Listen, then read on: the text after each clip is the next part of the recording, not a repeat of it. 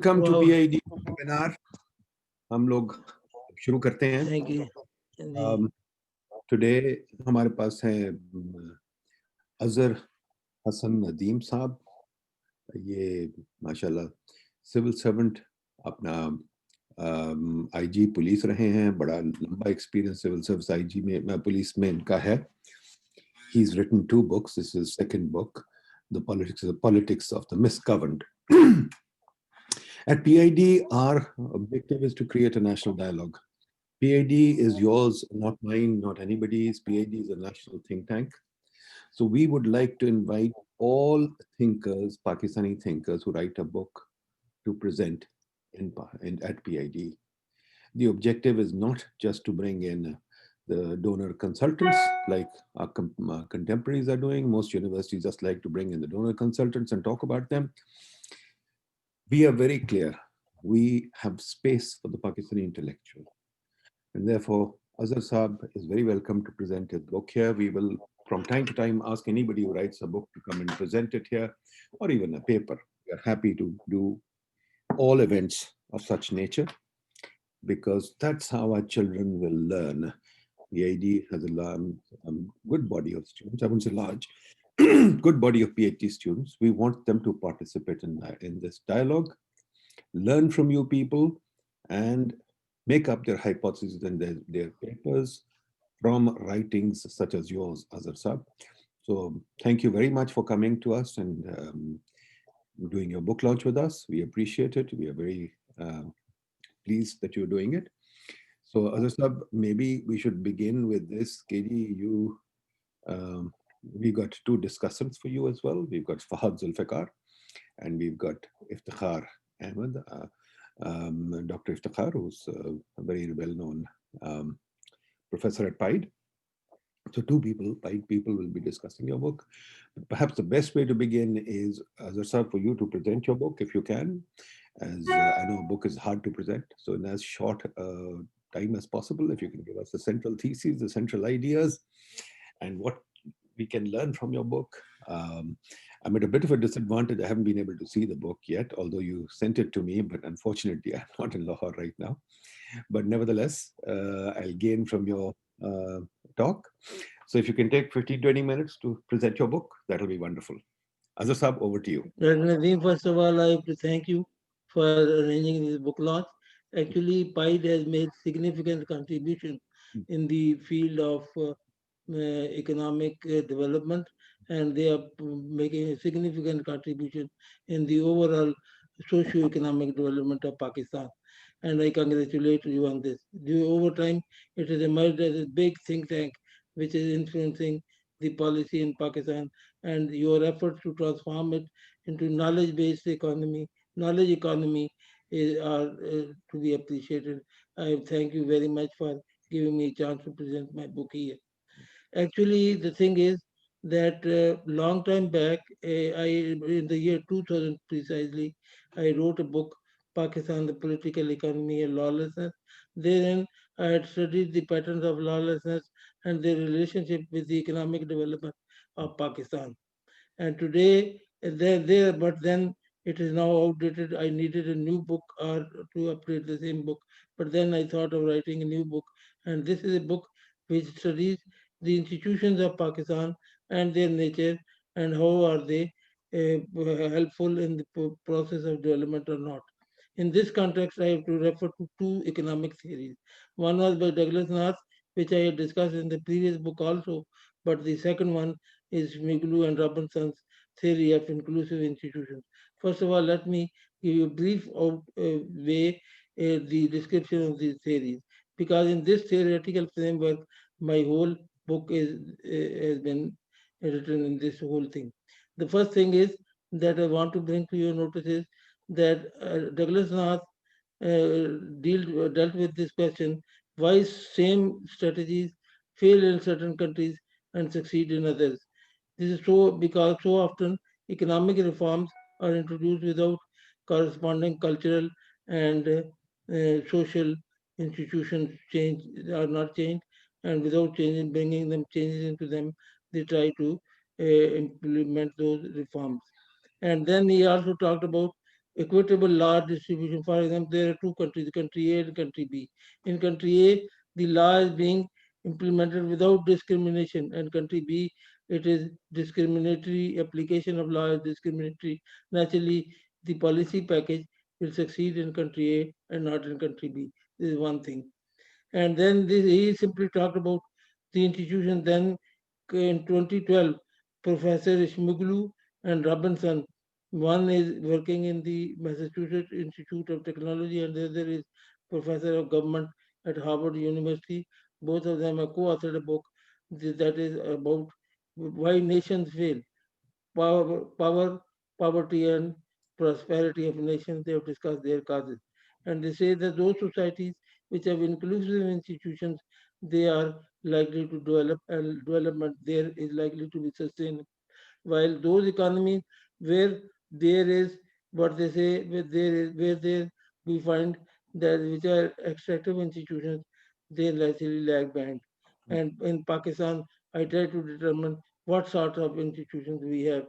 I have in this context, the presented the political history of Pakistan right from its independence up to 2019, 31st of December. I have taken this thing, the political history, not only in the national foreign policy, but also subnational systems of governance, criminal justice system, bureaucracy, electoral system, and the police. I have discussed challenges plaguing the country, for example, dominance of the military, lagging economic development, missed opportunities, lack of accountability within political institutions, sectarianism, and terrorism. This is despite the fact that we are a front line state in war against terrorism, and we're fighting for the liberty and for liberty of the and freedom in the world. Yet, despite the immense sacrifices in lives and in resources, we are still asked to do more. We're still considered as part of the problem and not part of the solution. Why is that? This is what made me write this book. In this work, I have seen the various I have seen. First of all, in the first and now the next slide, please. Next slide, please. Yes. Now these are the contents. For example, first chapter introduces the book. It starts with a quote from from what they say. His name is. His name is. Just 1 minute. Just one. Stanley Walpole. He says that few individuals alter the course of history, significantly alter the course of history. Fewer still can modify the map of the world, and hardly anyone can be credited with creating a nation state. Jinnah did all three, the founder of Pakistan. Similarly, just one thing, in his work on Jinnah partition of India and Pakistan, he says that he gives the entire credit of creating Muslim state to Muhammad Ali Jinnah, the founder of Pakistan. And when we look at his political struggle, we find one thing is quite conspicuous, and that is that he never violated any law. This struggle was strictly within the ambit of the constitution and the law. And we see that what has happened to after his going away. And then now we are, the present state is there. And then the next thing, and then now next slide, please. Next slide. Yes. Now, what we see that Pakistan's institutions are mainly extractive in nature. We have no inclusive institutions, and but Pakistan still ranks top 10 lawless countries in the world.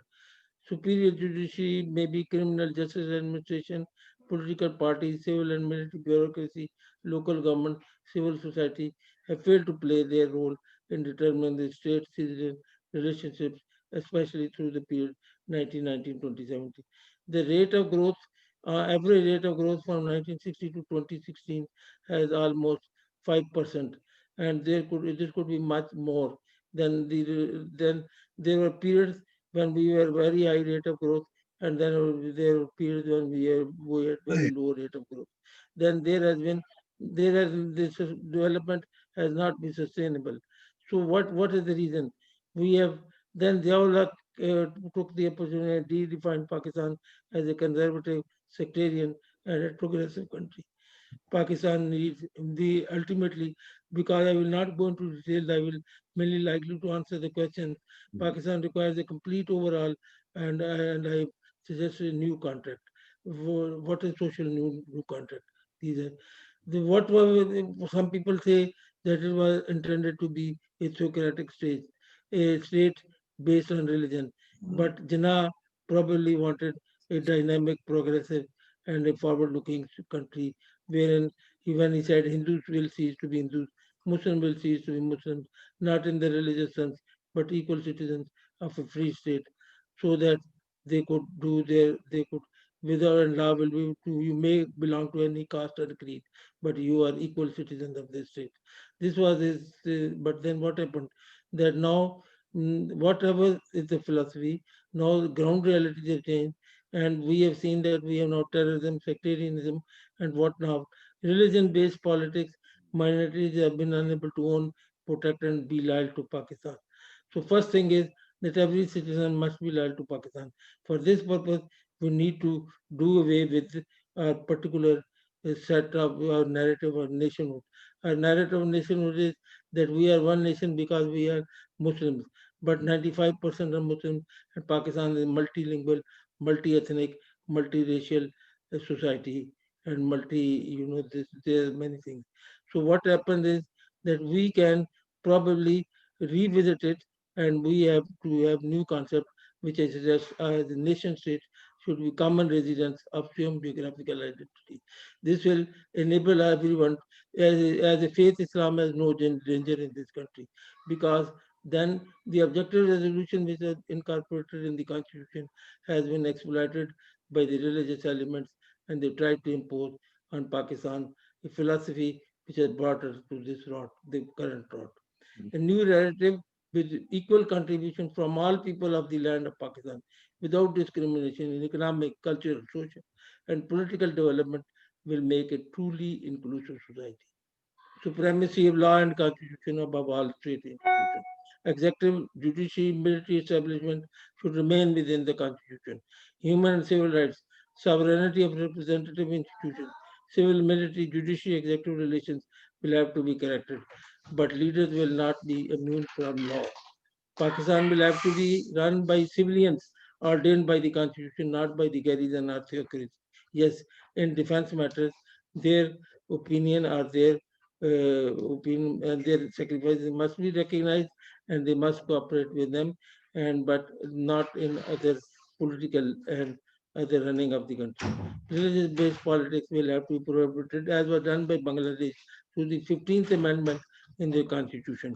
There is no harm in keeping the name of a political party as Jamaat Islami or Muslim League. Even Christian Democrats are there in European countries, but then the thing should be that no party should be able to do politics on the basis of advancement of one particular religion and imposing it on others. Peaceful coexistence with all neighboring countries and economic development, South Asian region as well, we must take into consideration. We are basically a nation situated in South Asia, and we have to have good relations with our neighbors. Our policy needs to be reviewed, as we recently suffered some humiliation in connection with Kuala Lumpur. The arrangement that we have to make. We have to discuss Kashmir, but we could not under pressure from certain friends. Foreign policy needs to be reviewed to Pakistan, a self-respecting country in the Committee of Nations. A new criminal justice administration policy with, for example, our national action plan is basically faulty. It is faulty because it is simply military centric. The military centric, it should be, for example, there are four aspects of terrorism: terrorism, violent political dissent, and then insurgency and revolution. So far, insurgency and revolution are concerned, they are basically military matters. But when we have come to this thing, when we are talking about the terrorism and violent political dissent, this is basically police question. Nothing is suggested there to enhance the capacity building of the police. That is very important. Constitutional protection given to bureaucrats under the 1956 Constitution was removed by 1973 Constitution. It needs to be restored. These are my basic recommendations. And then also I have suggested that quality education is for the elite, the middle class, and poor people. They're different. They're a complete disconnect between what they are being taught at the various systems. We need to. It is education has become a source of social cleavage and discrimination rather than an enlightening force. Education needs to be remodeled as a source of cohesion, development, and growth. Same syllabus needs to be taught everywhere. And then social justice, unity, cooperation, respect need to be promoted instead of discrimination based on religion, culture, and ethnic consideration. All hate-based twisted content included in the syllabus by Ziaul as an exploitative religious agenda needs to be removed. Only then can Pakistan be progressive, dynamic, prosperous society oriented towards economic growth. Next slide, please. Yes, the new social contract should include major forms to ensure political neutrality of civil bureaucracy. Then I have already stated this. There need to be uniform syllabus in education institution. You may be given extra, attention to your students in the colleges like AGSN, but then they should be taught the same thing as it is being taught to your student in ordinary public school. So the education syllabus should be the same. Socialization process should be oriented towards social justice, cooperation, tolerance, critical thinking, and respect for others. Next. Yes, and I have on this basis, I have seen that the Goldman Sachs reports submitted to policymakers in the U.S. and by various their intelligence agencies, they have given economic trends by 2013, which include the next 11 emerging countries. This is the list: Bangladesh, Egypt, Indonesia, Iran, Mexico, Nigeria, Pakistan, the Philippines, South Korea, Turkey. Despite governance problem and despite the rot that we are in, we are hope to be become we can become become part of this 11 member country, and we can collectively overtake the European Union 27 global power by 2030, provided that we have good governance. And Pakistan will now grow into stable economy, no longer requiring foreign assistance and IMF support. But the condition is sustained good governance and tax reform that spur new industry, jobs, and more resources for modern education in Pakistan. With that, I thank you and I open it to questions.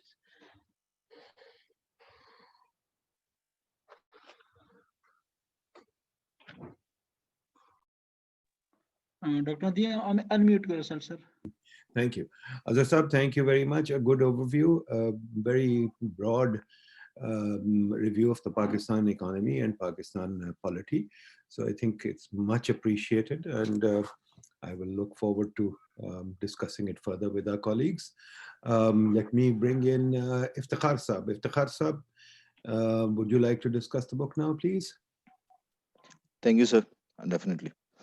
First of all, let me congratulate the author, Mr. Azhar Hassan Nadeem Saab, for writing a very concise, short, and very up to the mark book. Now I can understand that which kind of civil service we are admiring and aspiring for, because a police IG can write such a thing. So I am definitely amazed by this. So I found this a very interesting piece of writing. The book summarizes different important elements from the history of Pakistan, which makes this country difficult to govern, basically. So it's a good collection of different events. Arthur discusses all the important players of power in Pakistan and makes their interplay the subject matter of the book. Though the book handles with a very difficult topic, the best thing about this book is that as the reader goes along, he or she find the text start offering answers to many questions that comes to one's mind. Writing a comprehensive commentary in a concise write-up is the best thing about this book. It's all around 157 pages of reading, so it was worth reading. Overall, this effort offers an extensive review of prominent events that shaped the fate of Pakistan and help the reader understand why and how we landed in our current situation. The author starts by discussing events linked to the creation of Pakistan and the priorities therein, but very precisely and to the point elaborates how after Qaid-e-Azam the politician come leaders deviated from the founding principles of Pakistan, and that was the first step of decay that came to Pakistan. So the first chapter brilliantly explain how the political incompetence to resolve issues politically paved the way for military rule, though leaving the perpetrators like Sikandar Mirza with no gain at the end of the day. The irony of the situation for me as a reader and of current generation is that the same events are happening yet again after 73 years, where both the government nowadays as well as the opposition is looking towards the establishment despite acknowledging the role of establishment, the same establishment in the chain of events. So this again highlights the incompetence of the political parties to settle their political differences through dialogue.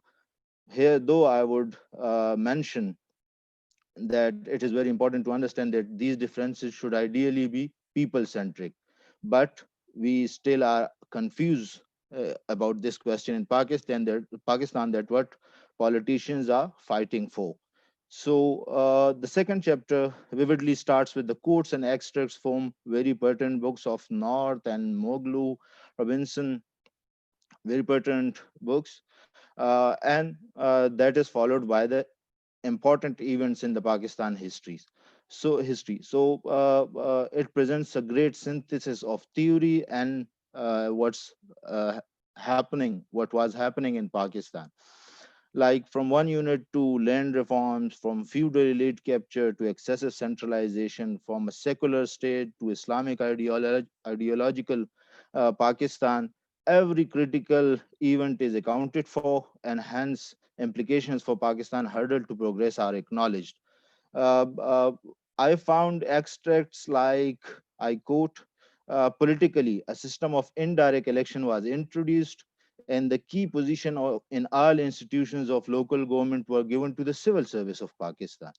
So this brilliantly explains the reason of existing extended turf of bureaucracy due to their initial introduction in the power instead of service into power instead of service in Ayub's era. Such extracts are very relevant to find answers to the newly emerging questions which Pai is pushing hard to find answers to in the recent time by having different webinars on the civil service reforms and stuff like that, that what happened to the civil service, that why they are deviated from the service to the power exercise, and such extracts from different sources which this book offers makes one understand that why that has happened. Similarly, the chapter presents, and again I quote, the regime started patronizing, that's talking about the Ayub's regime, a small industrial and commercial elite through direct and indirect subsidies, protectionist import controls, cheap import machinery, and raw materials through an overvalued exchange rate. Unquote. This again truly highlights what remained wrong with Pakistan and how governance and market structures were rigged and rolled back for very marginal personal gains of the ruling elite at that time, which were definitely not democratic. We are talking about Ayub's era. But what makes me uncomfortable is that unfortunately Pakistan's journey of suffering continues to date, and we see similar glimpses even now in slightly different form. Like just 2 years back we had overvalued currency, we had untargeted subsidies, we have ill planned market interventions, elite capture is there, nepotism is there, mistargeted spending priorities. So after 73 years we are still somehow in the same chapters. So that's a bit hard for me to digest, but that's what the book um, definitely and very succinctly offers the reader, that had been happening to Pakistan since long. Uh, So the second chapter succinctly summarizes the rise and fall of different regimes and linked it well to the certain policy decisions and external factors, which is well received. The extent and detail of a chain of events exhibit the author's deep understanding of the political economy as well as the institution of Pakistan, which is very welcoming. Similarly, later chapters concerning judiciary, criminal justice system, along with other important topics, also provides a commentary which takes the reader through history, highlighting all the important junctions. This, though at times seems repetition of history to all who are interested in history and politics, which can only be at best regretted because we every now and then keep hearing that in the news, in the social media, and in the print media. The third chapter on the judiciary, though unnecessarily, that's my feeling, explains all the proceedings of the Panama and the subsequent NABE cases and what the judges said and how Nawaz Sharif and whatever.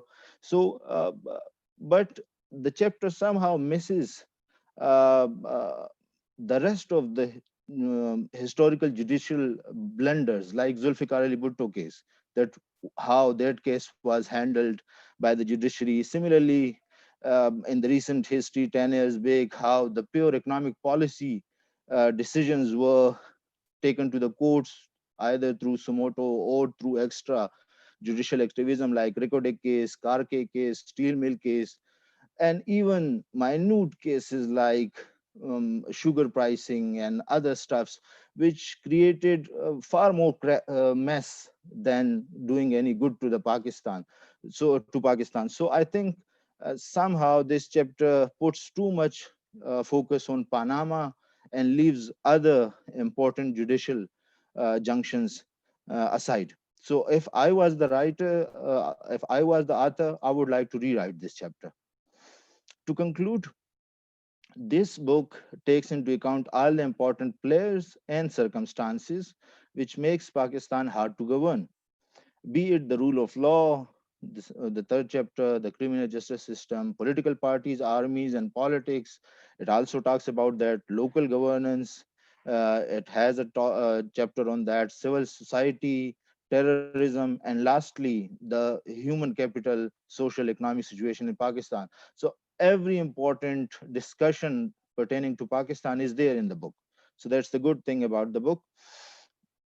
In my opinion, the book, however, ignore the role of individuals who grew greater than institutions by fair or unfair means.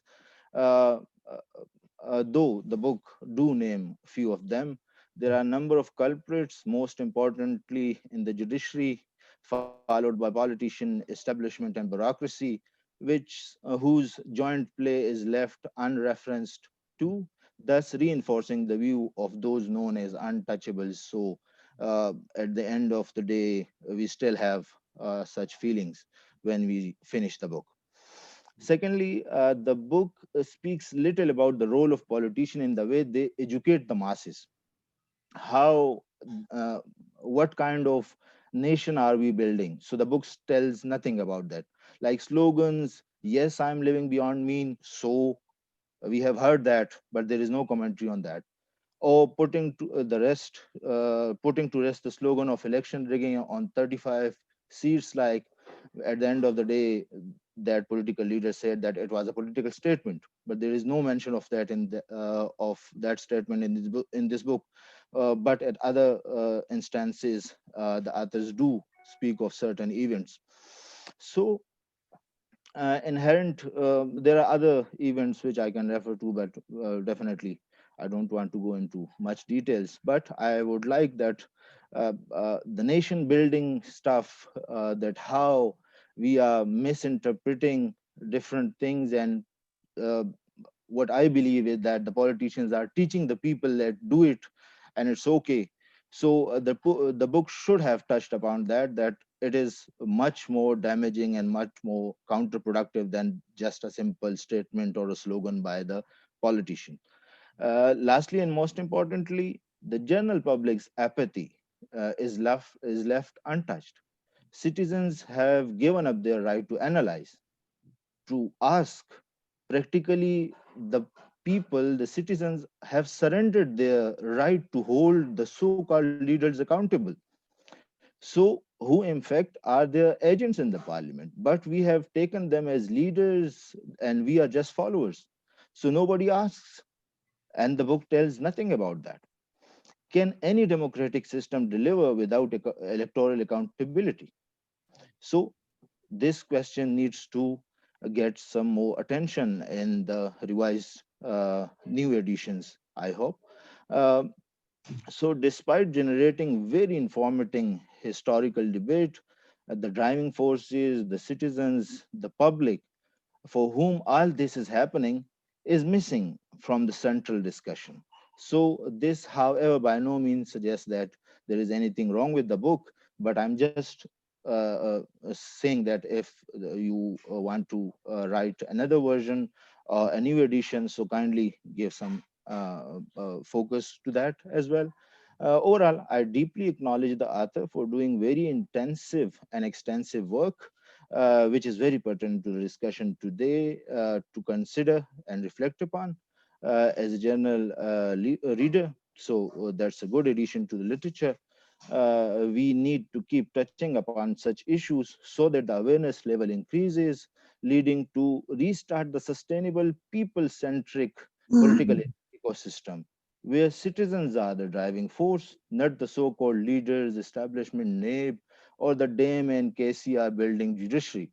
They are not the leaders. The people are the leaders. The people should be saying that what they want. And if we can generate such kind of a discussion, that would be a success. That's all from my side, sir. Thank you very much, Iftikhar Sab. Good comments, very well thought out. Great. Let's move on to our next discussant, Fahad Zulfikar. Fahad, will you take over the? Yeah, thank you so much, sir. Thank you. We again welcome Dr. Azhar Hassan Nadeem to our webinar.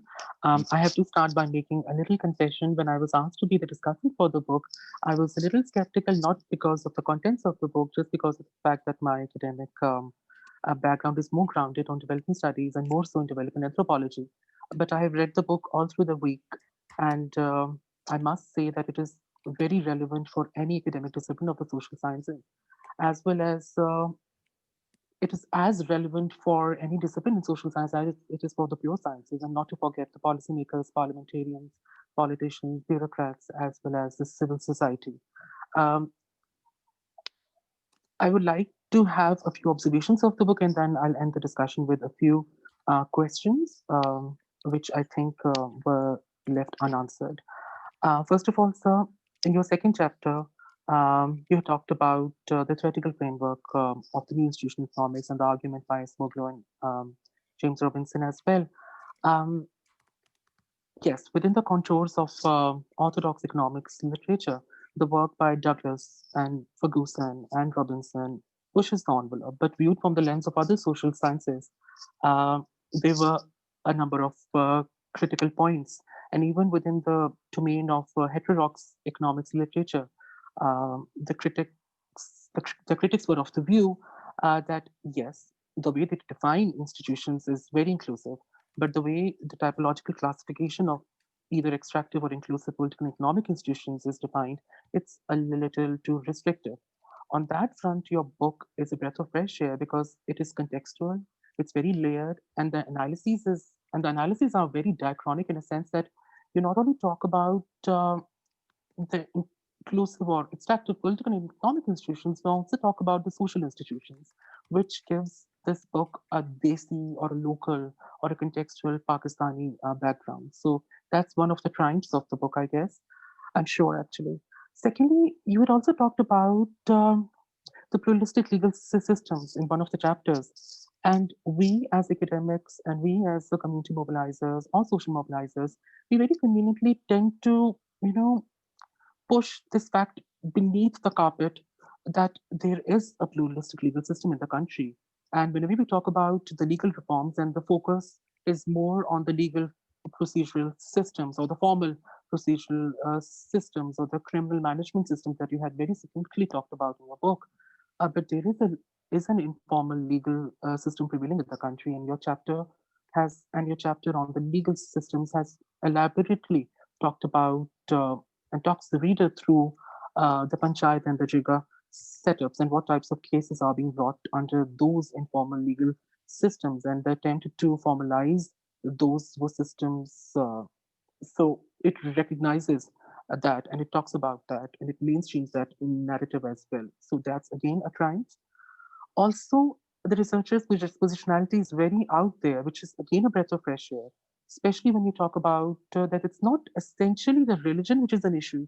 It's primarily the politicization of the religion, or perhaps the way the religion has been, or the religious sentiment has been used as an instrument to meet certain ends.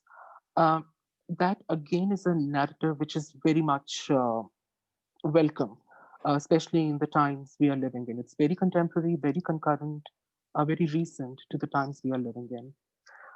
After having discussed these few observations, I have a few questions. In the chapter, I'm not covering those chapters which have already been very exhaustively covered by Dr. Iftikhar. So I will focus on the chapter on civil society. So in your other chapters, as outlined by Dr. Iftikhar, you have taken a critical position on local government or on the judicial system. But in civil society, you have not taken as strong a discursive or academic position as you have taken in the other chapters. I'm just wondering why, because yes, there are many civil society organizations which are doing groundbreaking work and meeting the needs of the community, the aspirations of the community. But a lot of civil society organizations are succumbing to the conditionalities of the foreign funded agendas of the foreign consultants. And they are losing out on the spirit of the third degree of participation, which is the essence and the gist and the crux of what the civil society academically and pragmatically stands for. So why not to include that discussion into your book or into that chapter? Is there any academic footings? Are there any academic footings on that?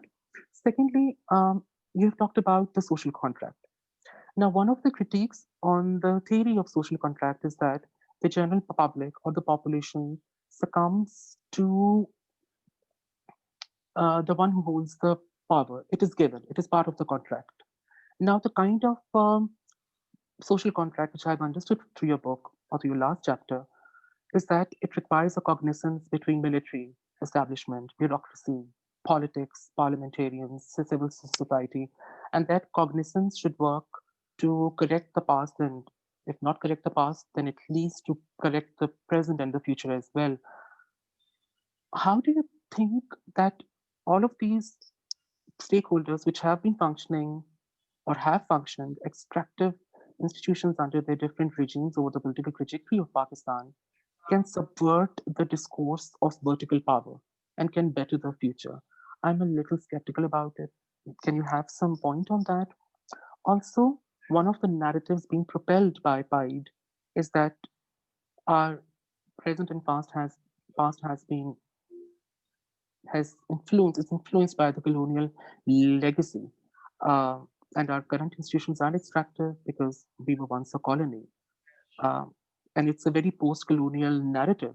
As opposed to this narrative, there is another strand within the domain of post-colonial literature, is that we must get out of that colonial syndrome. Now, why I'm asking this question? Because most of your chapters have talked about the endogenous factors which have impeded the growth and development per se.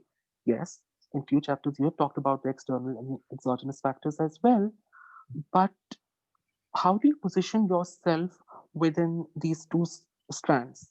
Are we still in the colonial syndrome, or we should get out of it and work for the better future? These are some of the observations, some of the questions, and I'm sure it's a must read. Thank you so much, sir. Thank you. Ji, Azhar Saab, I think we got some good comments from our people.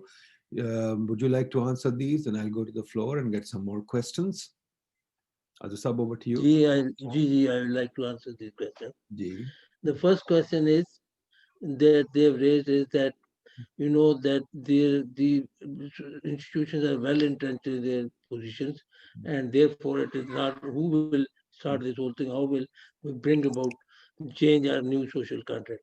My answer to this is that my purpose is to start a dialogue and to start a debate on this subject. It should be debated, and if we have fair elections, say up to 2030, fair elections and absolutely fair elections, and free hand is given to the public, then I think we can achieve this objective.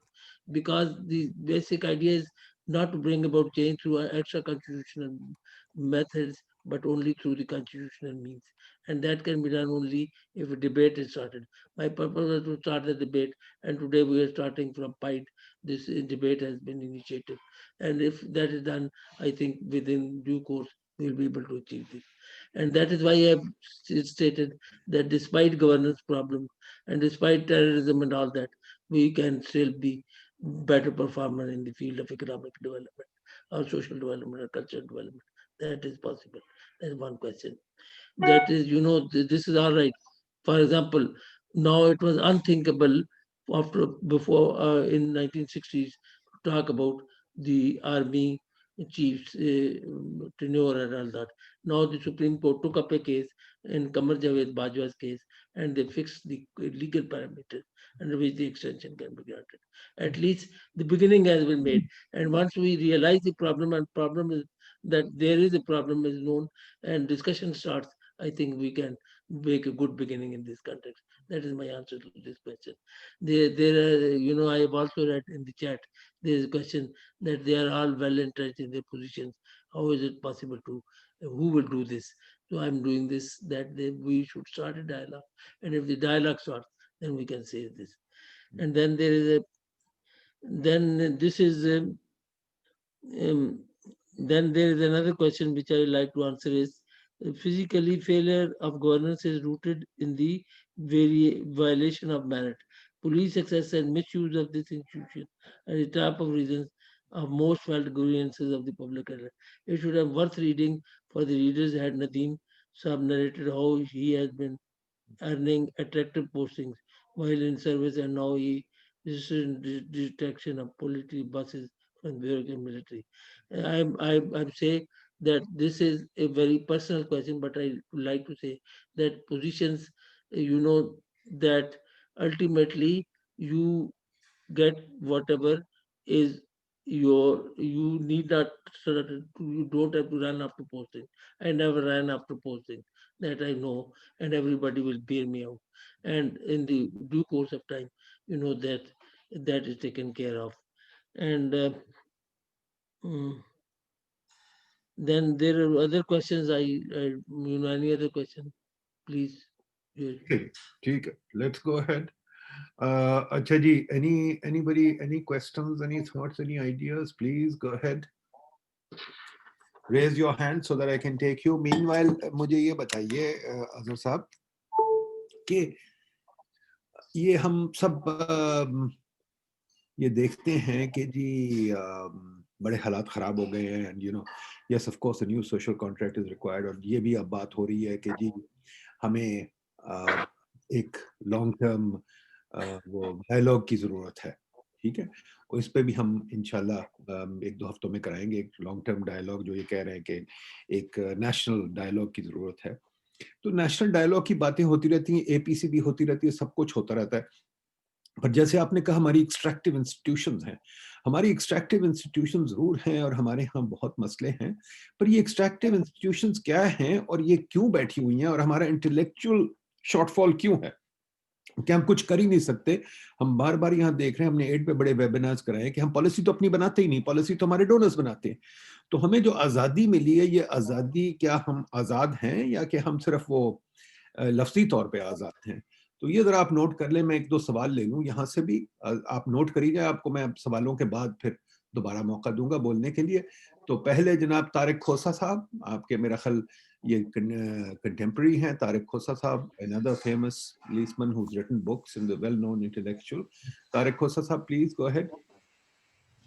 Thank you very much. Azhar Nadeem sahab, congratulations on writing a book that promotes good governance. You have talked about a new social contract. You have given a 6-point national agenda. My question pertains to this issue of extremism and intolerance that you want to eradicate. And so I would like some more clarity on this. Are there any gaps in our laws, in legislation? Are there any gaps in our policies and strategies? We had a counterterrorism national action plan. 9 points relate to extremism and long-term non-kinetic approaches. So what would you suggest are, the way forward in the context of extremism and intolerance in our society? Thank you, Azhar Sahab. अच्छा जी, आप परवेज ताहिर साहब, former chief economist, another well-known figure. Should I not first of all answer Tariq Hussain and then take it? अब note कर लें, we'll do it together. सारे इकट्ठे कर लें, ठीक है जी. परवेज ताहिर साहब. सर परवेज साहब, सर काइंडली अनम्यूट पे क्लिक कर दें सर. हाँ, पीटी अनम्यूट करो भाई.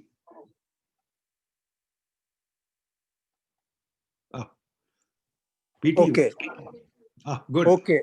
Can you hear me? Now we can hear you. Yes. It was nice to see Azhar Nadeem after a long time. My question is very short but simple. From ungovernable to the misgoverned, is it a PSP sequel to the DMG? Trust you, PT. Good job. PT has always got good wit. Okay, PT. Anything else? That's my question. Okay, good. It's quite a fundamental question. We'll get to it. We'll get to it. अच्छा जी, iPad 9 कौन है? iPad 9 मुझे नहीं पता कौन है भाई iPad 9. Okay, iPad 9 अगर आपने बोलना है तो बोले, अनम्यूट करें अपने आप को और बोले. ओके, आ गया iPad 9. हाँ जी. This is Moin Afzal here. जी मोइन साहब, अस्सलाम वालेकुम, क्या हाल है जी? Nice to have you here, Moin साहब. Nice to have you here. Well, I'm glad to see so many familiar faces in this wonderful webinar, as you call it. Ji. And of course, Azhar, great to to see your book. I must confess, I've read only bits of it. But you talk of governance, and I had one point to raise, since we've got so many wise heads here, including Mr. Parvez Tahir, whose wonderful columns one looks forward to every week. And that is about, this 18th Amendment and the historic devolution that occurred. In my view, that has made Pakistan even more ungovernable than it used to be, for many of the reasons that Azhar points out, because it's now becoming a very strange situation. And I'll just take up this case of Karachi, where the federal government says they want to do something, and and they are told they can't do it because it's not within their purview. And yet, when every time there is any crisis, not just in Sindh, but any province says, okay, we need money from the federal government. And coupled with the very unrealistic National Finance Commission award, I think these are combining to make life very difficult for any government. Now, here we have, with us chairing this meeting, a very experienced person who lived for a long time in the United States. I always wonder, you have a federal, there's no sort of stronger federation than the United States of America. Let's forget what Trump has been trying to do recently. And but there you have a federal secretary of education, a federal secretary of health, federal secretary of, so you've got all these overreaching, coordinating entities in the federal government. And if I recall the old days, and it still happens, you know, when the federal budget is drawn up, the mayor of Chicago or the mayor of this and that, or a government can go and lobby for money. But here they say, well, the federal government cannot do anything in the provincial government. And sometimes it, you know, this seems very odd. Does it mean we cannot, for instance, federal government tomorrow, if the government wants to say that, okay, in this particular province, education is doing very badly, public health is doing badly, they can't interfere. Now, tomorrow, of course, we are going to have ultimately some sort of vaccine coming in. Does the federal government have a role or not? So all this is, to my mind, creating a very big issue. And I'm not sure whether you are really addressing that. And whether that's being properly addressed in the discussion we are having today. So I'll just stop there. Great. Thank you, Moin Saab. Thank you very much. Acha ji, Muhammad Shahid Mahmood, I think, is that right? Shahid Waheed. I don't know, I can't read the last name. Shahid Saab? Shahid Waheed. Did you hear me? Ji, go ahead. Yes. Ji, bilkul boliye. Sir, my name is Mohammed Shahid Waheed and I am a research student from the Applied Economic Research Center. Okay. My question is about the book of Why Nations Fail.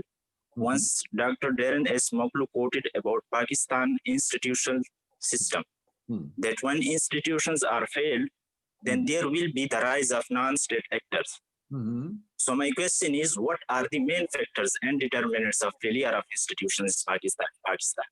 Okay. Is these determinants are internal or external? Thank you, sir. Thank you, Shahid Saab. Thank you. Very good. Haseeb Azhar Saab? Haseeb Azhar Saab, unmute कर लें अपने आप को. बोलिए. Assalamu alaikum to all. I just actually have a question to all who's involved with democracy. Haseeb Saab, अपने आप को introduce भी कर लें ताकि लोग जान जाएं. Assalamu alaikum. I am Haseeb and I am a proud son of Azhar Nadeem. And I just have a couple of actually questions to anyone who can answer. Number one is that, don't you feel like our bureaucracy should be turned around in such a way where there are right people for the right positions? For example, let me give you an example, like for DMG, for example. A DMG officer can be nominated as Secretary of Health. He could be nominated, he could be placed as Secretary of Finance. He could be placed anywhere, you know.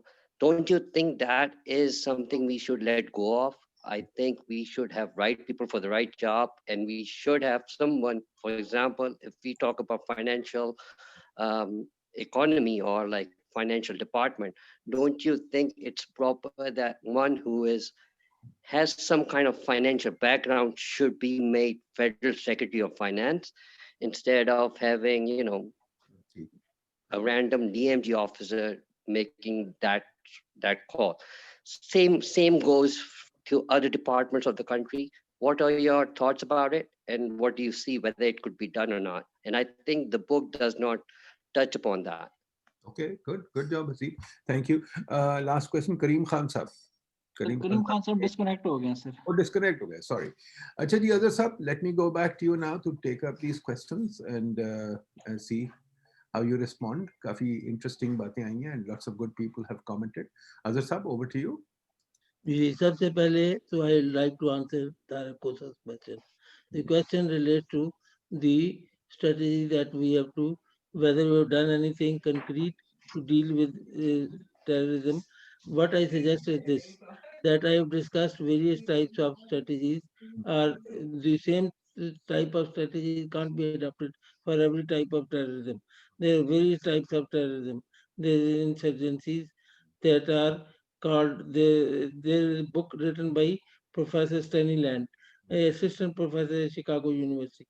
He has explained various strategies. Number one, he called, there are integrated groups. Integrated groups are those groups which have substantial social networks which are local and they are in their support of their cause. For example, the Afghan Taliban, they have reservoir support within the social networking, and they are local, and resilience is greater in them. And it is not possible to finish them unless we completely annihilate them as we was done in Sri Lanka, or that we then have to open dialogue with them. That is the one question. And in this process, we have to even tolerate some of their undesirable demands. That is one. That is what they are doing. The second are the vanguard groups. Vanguard groups are those which are like Daesh, that is the Islamic State of Iraq and Syria. They are, the local leadership is not, leadership is there, but they don't have local support basis is not strong, and it is possible to finish them by eliminating the leadership and preventing the alternative to develop, as happened in that case. And third are the parochial groups. Parochial groups are those groups where they are loosely interconnected, but every lord has his own policy and his own method, and with every group you have to devise a different strategy. I think we must follow this thing, and this is the only solution in case of Pakistan, that we must take into consideration the nature of the danger that we are dealing with, and accordingly we should deal with that. And there has been one thing more, that this is a good plan which was made national election, but it lacks one thing. It does not talk about policing, because terrorism and violent political dissent are essentially the policing matters, and they have done nothing to. For example, in this country, it is common to give the functions of rangers of the police to the rangers. This is just like giving the doctor's job to an engineer, and the result will be obvious. We must build up the capacity of the police. The police are the ultimate agent who should deal with the terrorism matters. And this is my in a brief attempt to answer this question. And then there was Moin Afzal Saab talked about the 18th Amendment. I have not discussed it in detail, but to point out the differences, the difficulties that have arisen because of that. And I mentioned in this book that we need a new social contract, which should, for example, take the example of police I've discussed in detail. They have made different, for example, Police Order 2002 was introduced by Pervez Musharraf's regime to ensure police neutrality in all matters. And then it was done away with after the new setup came, and they in Sindh reverted to the 1861 Police Act, and Balochistan also followed suit. And then in Khyber Pakhtunkhwa and Punjab also it was haphazardly. It was not even implemented. For example, many institutions that were to be created under the police order could not be created. So of course we do admit that it is a provincial subject, but the legislation should have to be federal. Even during British days, there was one federal law which was applicable everywhere. So the law should be the same, and it should be then for the various institutions to work within that framework. Even the Punjab has completely changed uniform, for example, also. So, and it is quite different. So we need still some sort of, and this, there are certain people have been writing on this also, and do support them, that we must have some sort of health coordinator at the federal level. Otherwise, this free for all thing is not going to work. I do agree with this, and we need some sort of coordination. And the next question was about what is the next question? This is for Tarak Khosla. And then there was one thing which talked about DMG and police.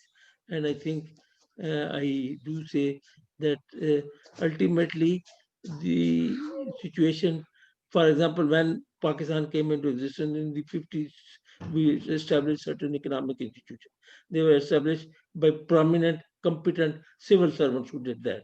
And they were very, for example, we Pakistan Industrial Development Corporation, and so on and so forth. We established Farooq Khan, and those people did laudable work. But then after the 1956, they had been given protection under the constitution that was withdrawn in the 73 constitution. Previously, when there was change in the government, there was no need for corresponding changes in the whole set of bureaucracy. Now one government comes and then they bring their man, and this is my man, this is this man, and nobody talks about the Pakistan's man.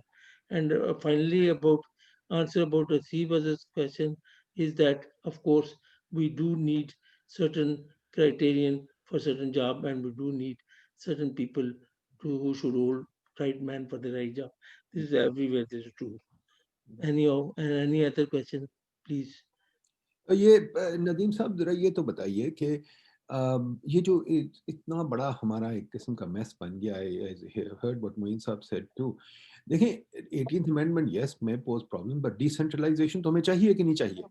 ये centralization, excessive centralization से काम चलेगा या decentralization करनी है? Decentralisation तो must है, वो तो होनी चाहिए, मैं भी कहता हूँ होनी चाहिए। लेकिन अब देखें ना, यहाँ पे अब लोकल गवर्नमेंट की मिसाल है। I have talked about local government, मैंने कहा लोकल गवर्नमेंट तो ये परवेज मिश्रा साहब ने डेवोल्यूशन का सही प्लान बनाया, बट एट द सेंटर उन्होंने बिल्कुल पावर अपने हाथ में रखी। और ये इस तरह नहीं होता, जो सूबाई हुकूमतें ये चाहती हैं कि रिसोर्सेज इनके पास रहें। फॉर एग्जाम्पल मेंबर्स को पैसे देने का सिलसिला फॉर डेवलपमेंट फंड क्यों स्टार्ट किया गया? इसीलिए स्टार्ट किया गया कि वो उसमें वो रिसोर्सेज की मोनोपोली अपने हाथ में रखना चाहते हैं। That is like disenfranchisement of the people का बात की है।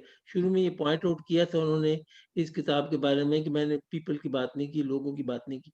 लोगों की बात यही है कि दे आर कंटिन्यूसली बीइंग डिसएनफ्रेंचाइज्ड, उनका डिसीजन मेकिंग में रोल ही खत्म किया जा रहा है। इस तरीके से अगर हम करते रहेंगे तो काम नहीं बनेगा। हमें इसके लिए जरूरी है कि हम ऐसे इंस्टीट्यूशन पैदा करें विच शुड बी इंक्लूसिव। हर तबके को, अब हमने फाटा को मसलन अमलगामेट किया है, तो हमें इसी तरह उस गिलगित बल्तिस्तान के बारे में भी सोचना चाहिए। और लोग जब तक मुल्क के साथ हम उनको सही कोई फायदा नहीं होगा तो वो फिर इसी तरह के होते रहेंगे काम। हम लोग ऐसे पैदा करते रहेंगे जिनको हम कभी शक की नजर से देखेंगे, कभी कुछ और करेंगे, और मसाइल हमारे बढ़ते रहेंगे। With this, I think any other question? Decentralization के तो हम बिल्कुल खिलाफ है। डिसेंट्रलाइजेशन बिल्कुल खिलाफ है। देखिए सिंपल सी बात है, फॉर एग्जांपल नेप्रा है, नेप्रा को भी डिसेंट्रलाइजेशन नहीं करने देते, बिकॉज नेप्रा जब टैरिफ अनाउंस करता है तो वो मिनिस्ट्री रेटिफाई करती है, वरना नहीं कर सकता। इसी तरह अगर आप चले जाएं एचईसी भी इंडिपेंडेंट इदारा नहीं है, यूनिवर्सिटीज इंडिपेंडेंट इदारा नहीं है, क्योंकि यूनिवर्सिटीज जो हैं वो सारी गवर्नर या चीफ मिनिस्टर या प्राइम मिनिस्टर के नीचे हैं। तो डिसेंट्रलाइजेशन तो हमारी ईथोस में ही नहीं है। अगर कोई बंदा हायर होता है तो वो जाता है प्राइम मिनिस्टर के ऑफिस से अप्रूव होता है, 3 बंदों की लिस्ट जाती है, वहां से जो मर्जी आ जाए। तो मुझे समझ नहीं आती प्रोसेस क्यों बनाते हैं हम ये काम करने का। तो डिसेंट्रलाइजेशन तो हमारी रीत में नहीं। तो अजहर साहब ये बताइए कि क्या चक्कर है, हमें डिसेंट्रलाइजेशन से इतना खतरा क्यों है? डिसेंट्रलाइजेशन सिर्फ ये नहीं है कि गिलगित बल्तिस्तान को दे दीजिए, हर इदारे को अपना निजाम बनाने का मौका क्यों नहीं मिलता इस मुल्क में? हर इदारा यहाँ एक किस्म का सेंट्रलाइज पोजीशन में रहता है। मेरा पीआईडी छोटा सा इदारा है, बिल्कुल ना मासूम छोटा सा इदारा, इसको कोई वैल्यू नहीं है, इसको भी कोई इंडिपेंडेंस नहीं है। ये असल में इसमें ये हमारी कुछ हिस्ट्री का भी अमल दखल है। मसलन आप देखें कि शुरू में हमारा सिस्टम क्या था। शुरू में system was based on patronage and authoritarianism. और हमने जब when we came into existence we had to follow for some time because we could not frame our constitution till 1956. We had to follow the Government of India Act 1935, which gave ascendancy to the nominated Governor General over the elected representatives. और patronage based system में तो यही होगा, जो patronage आप अपने हाथ में रखना चाहेगा। जो भी पावरफुल साहब को बुलाएं। मोइन अफसल साहब, आप कुछ कहना चाह रहे हैं, बताइए। Why can't we have a decentralized system? Why can't we trust each other? देखिए Nadeem, I just raised a point. I'm glad you picked it up. देखिए, I just want to give 2 or 3 examples. You know, we had the problem of locusts, and we found that because the Food and Agriculture Ministry of the federal government had been disbanded, everything was in disarray. It was a decentralized or a devolved subject for the provinces. They had done nothing. The aeroplanes of the old days had all gone to seed. Nothing. Okay. Polio out of hand. The problem is, I think we do make a mistake because, of course, decentralization, if you ask me, I'd say yes, very much for it. But look, if you go back to the Fakhr Imam local government report, I was then finance secretary in Balochistan. I was a member of it. And we pointed out a very pertinent point. Okay, devolve everything to the provincial governments, but will they devolve to the local governments?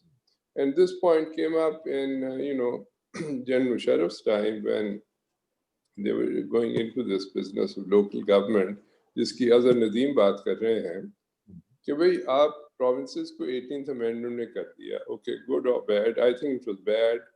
You shouldn't go to that extent. You should leave some coordinating oversight role, agriculture, research, and so on. जिसमें आजकल फिर problems आ रही हैं, no seats, nothing. But okay, you devolved it.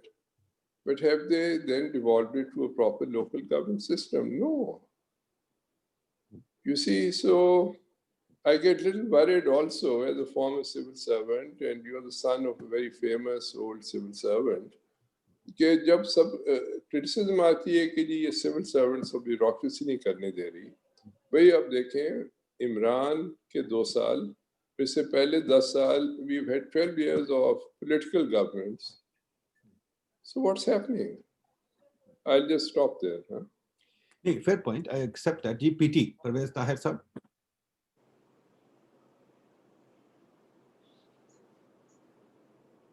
Parvez Tahir, you wanted to say something?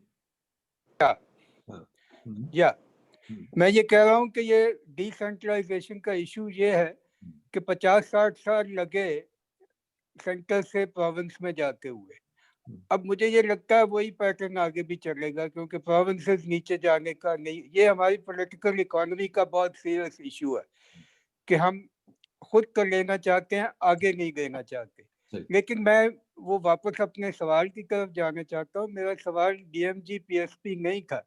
मेरा सवाल ये था कि एक बहुत मोहतरम साहब कहते हैं कि हमारी सोसाइटी अनगवर्नेबल है. आप कहते हैं कि ये मिसगवर्नड है. आपके ख्याल में ये क्या फर्क है?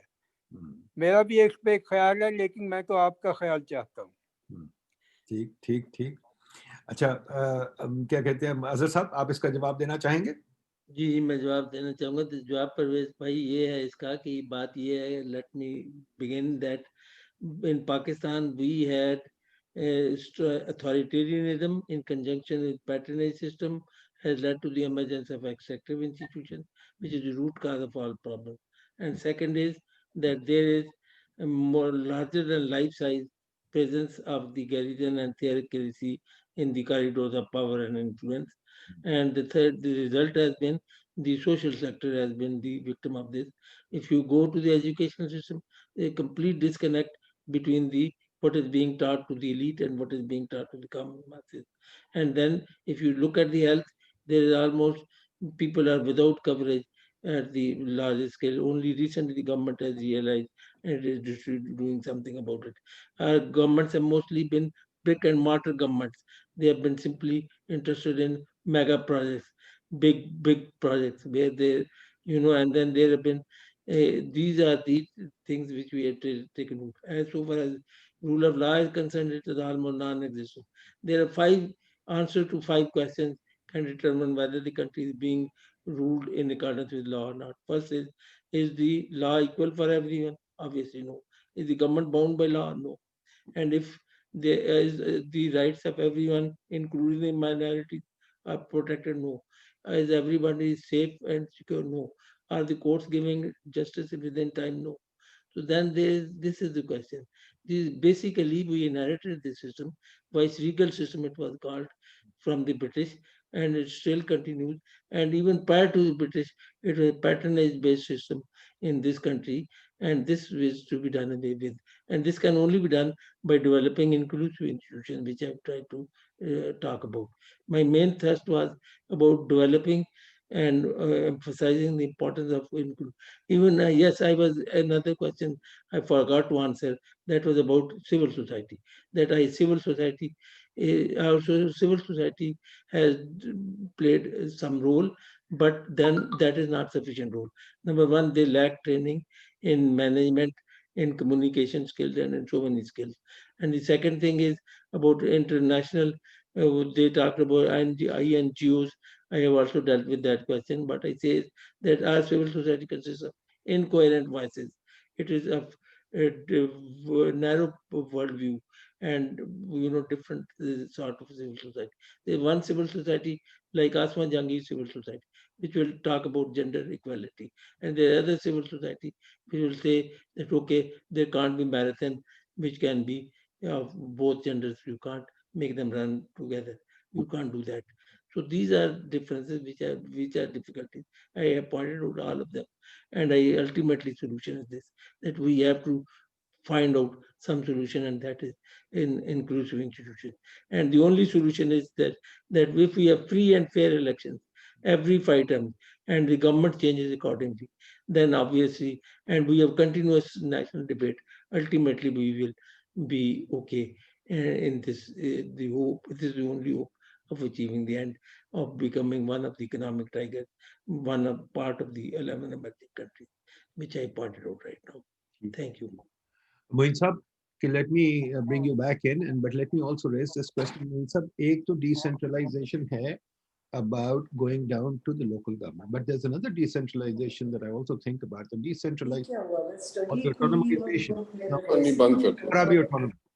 Why can't NEPRA be autonomous? Why can't PEMRA be autonomous? Why can't all these agencies which are autonomous in the rest of the world? For example, Trump ने कल FTA को threaten करने की कोशिश की है, but FTA went on undeterred.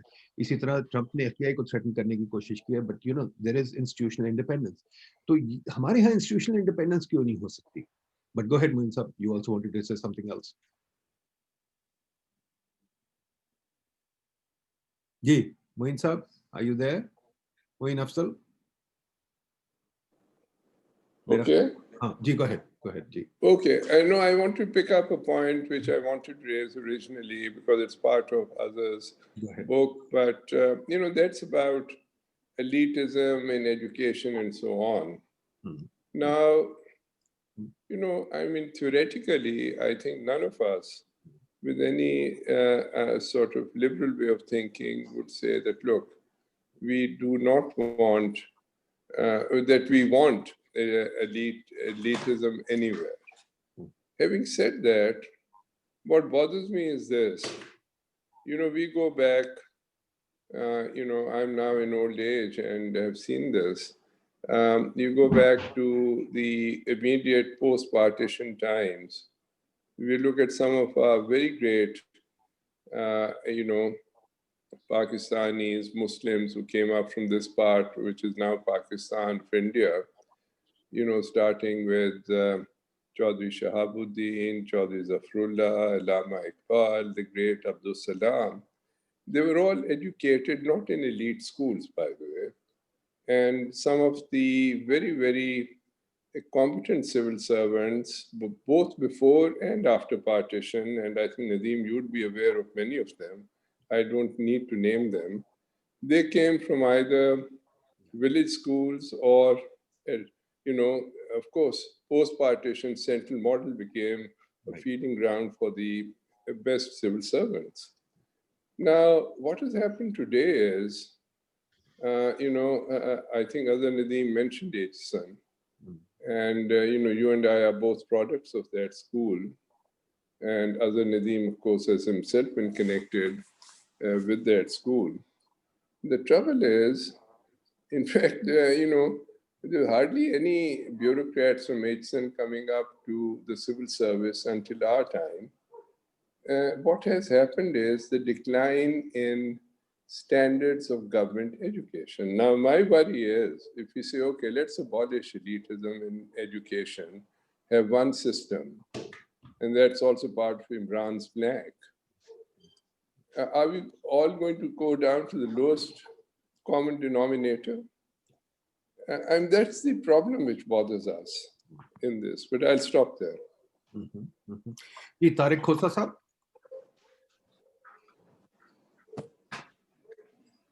Tariq Khosa Sahab, unmute. Thank you. Ji Nadeem sir, you have raised this correct perspective, and we saw it in the restructuring of government task force also. जब तक ये institutional autonomy जो है ये vital aspect है, और centralization और decentralization ये within the federal government भी चाहिए, और उसके साथ साथ ये जो 18th constitutional amendment है, इसके अंदर एक mechanism built in है. अगर ये काउंसिल ऑफ कॉमन इंटरेस्ट है, और उसके साथ साथ जो फेडरेशन और प्रोविंसेस में इश्यूज राइज हो सकते हैं, जो कि जिनका मोइन अफजल साहब ने इशारा किया है, उनको उनके पर काबू पाया जा सकता है. But what he has pointed out is कि लोकल गवर्नमेंट सिस्टम, प्रोविंसेस नीचे डिसेंट्रलाइज लोकल गवर्नमेंट को करने के लिए तैयार नहीं, वहां कैपेसिटी, कैपेबिलिटी और विल की बात है इशू. ओवरऑल हम देखते हैं कि जो अजहर नदीम साहब ने अपनी किताब में जिसका इशारा किया है कि हम ये सेंट्रलाइजेशन की तरफ किस तरह क्यों गए हैं, बिकॉज हमने उसको एक गैरिजन स्टेट और एक सिक्योरिटी स्टेट बनाकर और फिर वो अपनी नैरेटिव इम्पोज की है. हमारी स्ट्रेंथ कौम की डाइवर्सिटी में है, और this is unity in diversity, लेकिन हम इम्पोज करेंगे नैरेटिव्स को तो वो बात नहीं बनेगी. So therefore he has pointed out some जो नेशनल 6 पॉइंट एजेंडा है, उस पे एक कंसेंसस डेवलप जब तक नहीं होगा between the civil society and the political parties, और खुल के बातचीत नहीं होगी, और अपनी गलतियों को जब तक हम तस्लीम नहीं करेंगे तो आगे नहीं बढ़ सकेंगे, unfortunately. That's the issue Nadeem साहब, जो आप अपने फोरम से इसको बारहा गवर्नेंस के पर्सपेक्टिव से रेज करते हैं, और आज की डिबेट भी I think is towards that subject. Thank you so much. जी शेख साहब, मोहम्मद शेख साहब.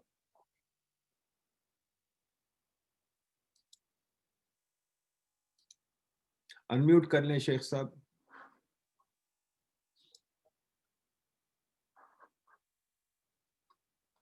मोहम्मद शेख साहब, आई थिंक इज लिसनिंग. जी, thank you very much. बोलिए जी, बोलिए please.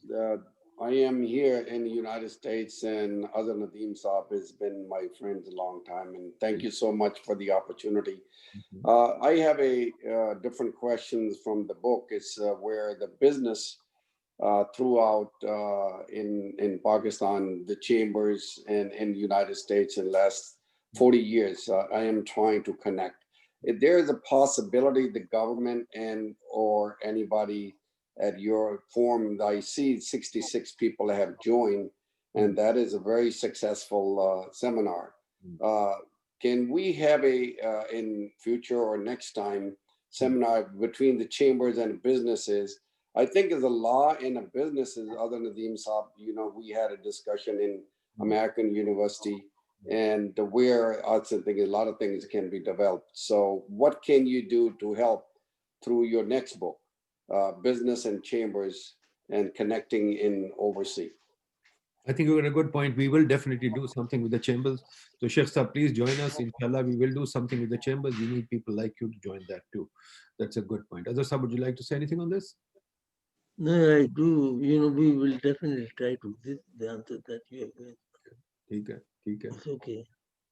Okay, folks. Thank you very much. Is there if anybody else has anything to say? Otherwise, I'll I'll take, before we conclude, I will take this opportunity to thank all the participants for their participation in this webinar. This is a source of encouragement for me. I'm grateful to each one of you for your remarks and your encouragement and support. I once again thank you. Thank you, Dr. Nadeem, and thank you, Faid, and thank you, the participants. Azhar Saab, before वो मैंने notice किया भी कि आसिफ बाजवा साहब भी यहाँ हैं, former secretary planning. जी. बाजवा साहब से ये पूछना चाहिए, जो आपने ब्रिक एंड मॉर्टर इकोनॉमी की बात की है, बाजवा साहब, ये ब्रिक एंड मॉर्टर इकोनॉमी जो है, इसके बारे में आप क्या कहेंगे? और ये एक और चीज साथ, जो प्लानिंग का रोल, बिल्कुल प्लानिंग तो मेरा ख्याल डिसअपीयर ही कर गई है. प्लानिंग तो अभी इदारा पिछले 30-40 साल से एग्जिस्ट ही नहीं करता. It's everything in the Ministry of Finance. Bajwa Sahab, do you have anything to say on this? This is further centralization. So thank you very much. Thank you very much for inviting me, sir. There's just one question. Okay, brick and mortar, of course, it's required. brick and mortar के कोई there's no two, you cannot distract from that. But the problem is कि brick and mortar हम फैसला कैसे करते हैं? Sir आपको भी पता है मरी मोटरवे का कॉन्ट्रैक्ट पहले अवार्ड हो गया था, आपके ये इस्लामाबाद मेट्रो का कॉन्ट्रैक्ट पहले अवार्ड हो गया था, तो हम प्लानिंग में बैठ के बाद में अप्रूव की थी। अगर विशेष और ये इस तरह के जो प्रोजेक्ट्स हैं, they parachute onto the development budget without any thought, without any analysis, कोई नहीं है। आप हमारे सोशल पैरामीटर्स देख लें, हर किस्म के देख लें, हेल्थ में देख लें, एजुकेशन में देख लें, what have we to show for that? Nothing. अब प्रॉब्लम तो यही है कि जी हम तो बस ठीक है जी साहब ने, sir would you believe it, मुझे एक सीनियर ऑफिसर मिले, मैं फाइनेंस में था, तो कहने लगे कि मुझे इस प्रोजेक्ट के लिए पैसे चाहिए। मैंने कहा जी क्यों? कहने लगे मैंने ये बात की थी प्राइम मिनिस्टर से, तो मैंने प्राइम मिनिस्टर की आंख में चमक देखी थी, तो उससे मुझे पता चला कि ये इनको प्रोजेक्ट पसंद है और चाहिए, तो मुझे इसके लिए पैसे चाहिए। तो मैं तो ऑफ कोर्स मैंने कहा जी मुझे फिर वो चमक तो नहीं, मुझे डायरेक्टिव चाहिए, तो मैं दे दूंगा पैसे। So issue sir, underlying issue ये है कि as a government, as a government overall, we hate statistics. With the result, we hate analytics, and all our policy decisions are based on personal whims and कर लिए कहाँ थे कहाँ से आ गए हैं, we are stuck where we are. बस sir मैं तो अभी यही कहूँगा, बाकी अजहर साहब ने किताब जो लिखी है उसमें तो all kudos to him. Excellent जी, very good, thank you very much folks. I think जी सिविल सर्वेंट्स के पास बहुत ह्यूमन कैपिटल है, और मुझे बड़ा अफसोस होता है कि हमारे सिविल सर्वेंट्स सारे क्यों नहीं बैठे हुए यूनिवर्सिटीज़ में और पढ़ा क्यों नहीं रहे। एंड ये अमेरिका, बरतानिया वगैरह में ये बहुत होता है, और हमारे यहाँ ज़रूर होना चाहिए। मैं सबको PID इनवाइट करता हूँ कि हमारे पास आके ज़रूर काम करें। हम ज़रूर गरीब इदारा हैं, बट मैं सबको इनवाइट करता हूँ हमारे साथ काम करें। We are trying extensively. We do almost 2 or 3 webinars a week deliberately to create this national dialogue that Azhar Saab wants to create. So we are very happy to create this national dialogue, and we are taking governance very seriously. We are talking about it in a very serious fashion. We are publishing it in a serious fashion. But this effort would be incomplete without people like you, Tariq Khosa Saab, Moin Afzal Saab, Azhar Nadeem Saab, Asif Bajwa Saab. People like you must join hands with us and help us solve this problem. I think we owe it to the next generation. We are going to do a webinar on the 25th, which is Qaid-e-Azam's birthday. Christmas, yes, but Qaid-e-Azam's birthday. We're going to do a webinar on the Grand National Dialogue. आजकल सब बात कर रहे हैं Grand National Dialogue की. I've got 5 or 6 very good people to talk about it. Musharraf Zaidi, Raza Rumi, अपना Fahad Hussain, Osama Sadiq. I've got deliberately the younger generation to talk about it, ताकि वो बताएं national dialogue क्या होता है, और क्या national dialogue is only about people, politicians coming together to decide how they're going to share power, or when is reform going to be on our dialogue.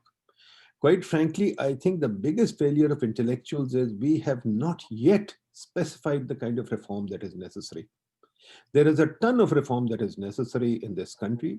We at the PID are now preparing a whole list of these reforms in a growth framework that we're going to give to you people soon. And in that growth framework, we're consulting everybody. We're going to consult you as well, because we want it to be as much of a consensus as possible.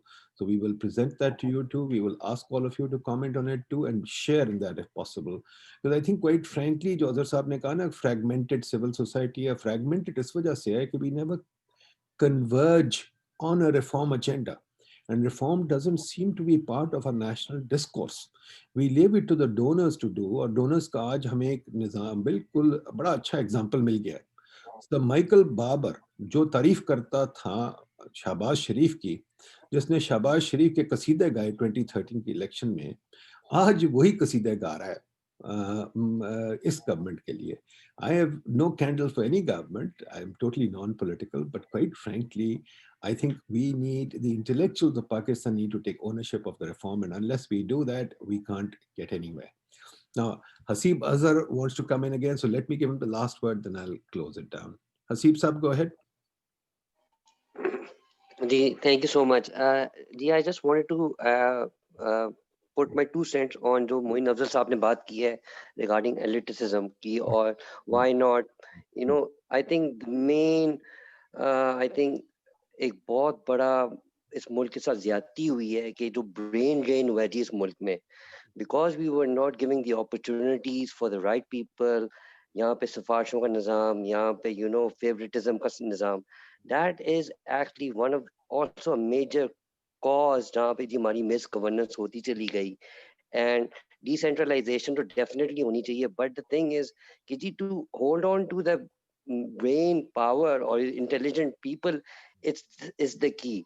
आप देखें जो भी एक सोनियन है या कोई अच्छे school का पढ़ा हुआ है, he can't communicate with a public school graduate. उनमें इतना डिस्कोर्स है कि they can't even play together.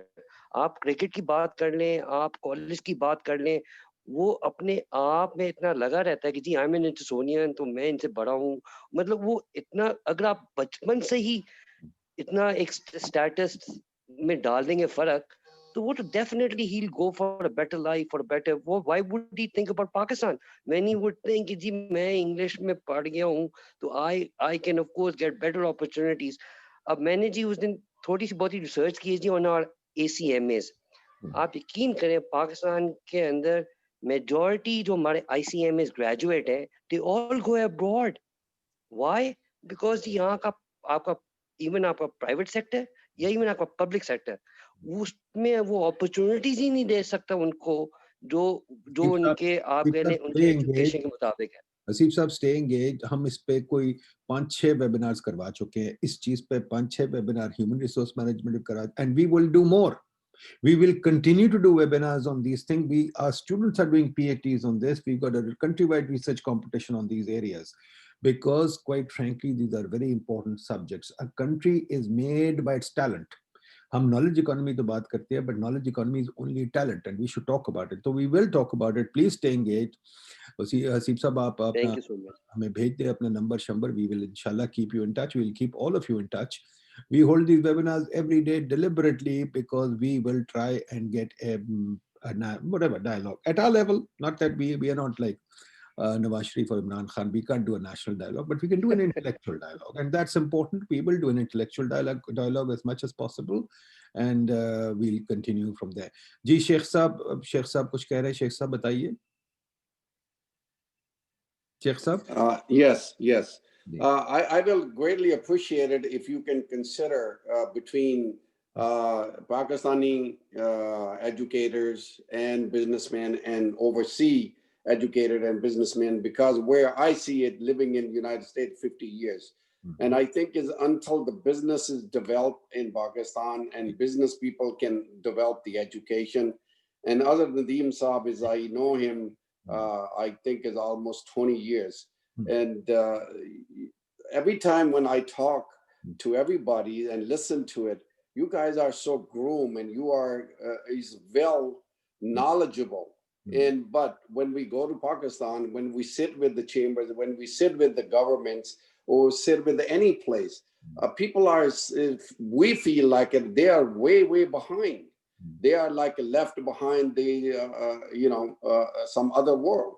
But we are here. We are much more motherland lovers. You call. We would like to help.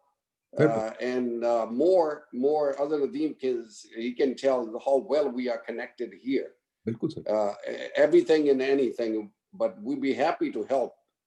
Absolutely, Sheikh Saab, we'll take you up on that. Please अपना number भेज दें या email भेज दें.